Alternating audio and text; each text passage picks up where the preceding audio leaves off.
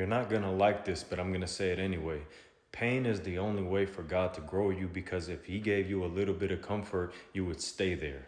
If he gave you a little bit of what you wanted, you wouldn't grow anymore. You wouldn't seek him. Because let's be honest, a lot of people turn to God when there's no other option, when they can't do it on their own. That's when they finally surrender and say, God, I know I haven't prayed in 20 years, but I'm giving it to you.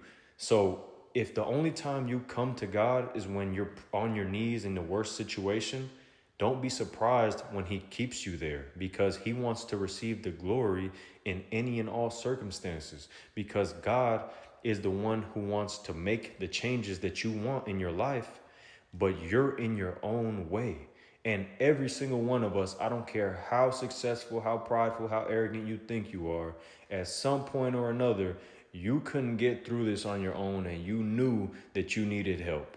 The Father is the one who gives you all the help that you need. You don't need anything else. You need to stop looking for mentors. You need to stop looking for hustles. You need to stop looking for other ways to level up and grow your life, and turn to the Father first. Because you guys, everybody, including myself, we treat God as a lottery ticket, or as a, get out of jail free card, get out of sin free card, because we know he can do it. But we want to make all the mistakes on our own first, instead of turning to the Father first, because we knuckleheaded. But that's what it means to be a human being who leans on their own understanding. My point is this: give it to God first. Don't try to make a plan and try to formulate how you're going to do this, that, and the third without going to God first, because men plans and God laughs.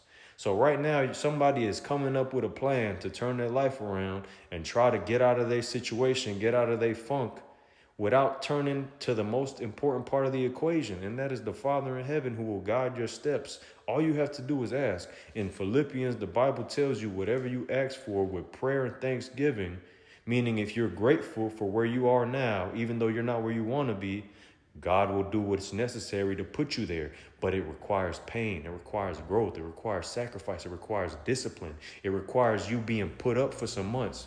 It requires you, locking in for a couple summers. If that's what it's going to take to get you there, go ahead and do it. Because if not, you're going to suffer anyway. Time is going to go by anyway.